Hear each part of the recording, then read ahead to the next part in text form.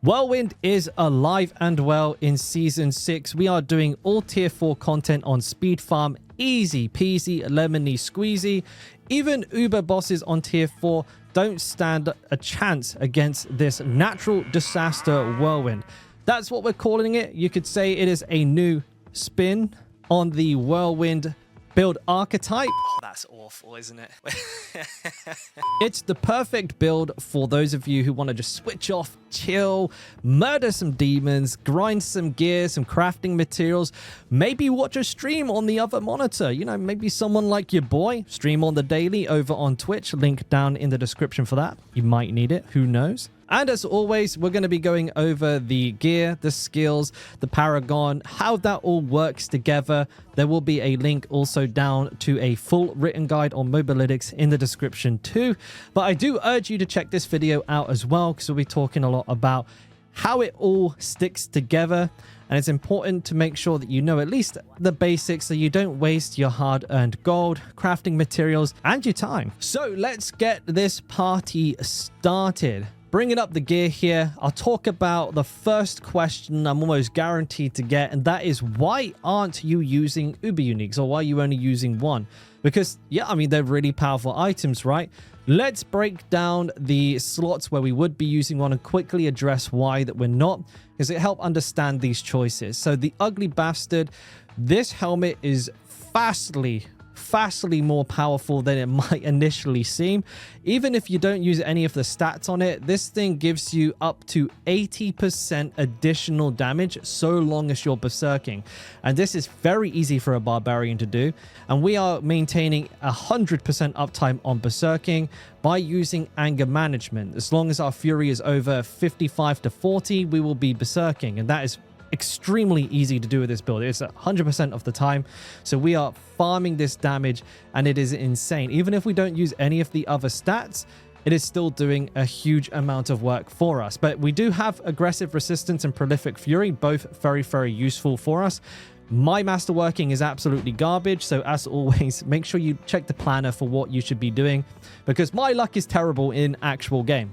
But when you compare this to the other options, you have Air of Perdition, which gives you 60% damage, which is not as much as 80. You get the crit, sure, but we don't really need any crit. Even without it, we can get very high crit rating with this build.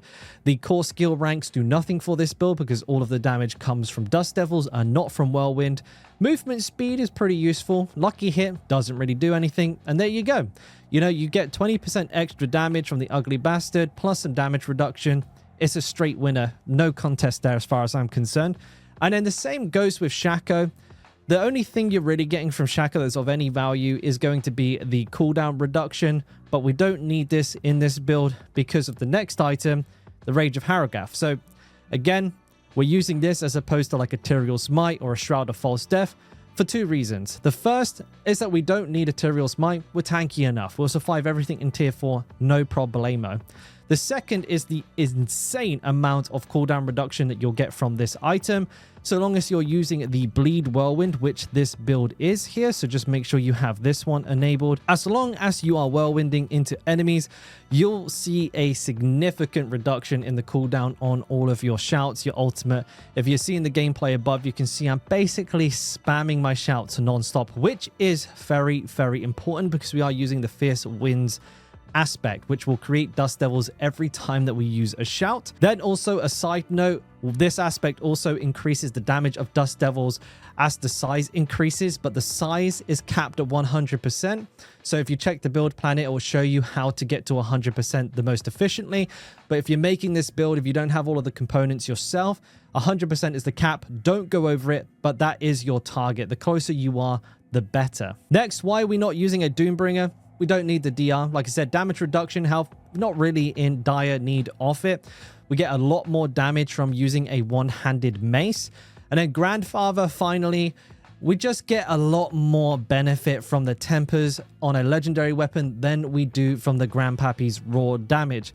Extra earthquakes equals a lot of extra Dust Devils and also a lot of extra damage, which I will get into in just a second. Before I do, the only Uber unique I really recommend is Ring of Starless Skies, but to get this build online, you absolutely do not have to have this ring. A legendary ring will still see you pretty much most of the way to where you see this build performing in this video. So then cycling back to the earthquakes, where do those come into the equation? Because this is the new addition in Season 6. Well, it all comes and stems from the power we get from the new Paragon board, which is the Force of Nature one over here. What it does is it allows your earthquakes to, at a 75% chance, create dust devils. So the more that we have out, the more dust devils these could potentially spawn, and they deal a ton of damage. You do also increase the damage off your earthquakes themselves, but we're not really worried about that because they're an engine for dust devils. They're not really for damage themselves. And we combine this with the rumble glyph as well, which gives us an up to 50% damage multiplier as long as we have 5 earthquakes active at any one time. So this is why it's going to be really important to get those double cast earthquake tempers on our gear to make sure that we are pretty much always going to be at 5. So how are we making those earthquakes then? Well, nice and easy. We're going to be using a combination of back and tech runes that we're going to slap into our weapons here that will create earthquakes every time we move 10 meters, which is not very far at all. And of course, with Whirlwind, we're always in motion because you cannot stand still with that skill. And even if I'm not doing anything, I can cause quite a lot of chaos and do quite a lot of damage just by running around. So you can kind of get an idea of how this build operates. It gets a whole much more crazy when you start throwing in everything else as well. You're going to have to use your ultimate here to generate fury. But there you go. See, there's about a gazillion earthquakes and there's about a gazillion dust devils in here whacking on the dummies. So a ton of damage going out there. That's actually why we use the Fist of Fate as well.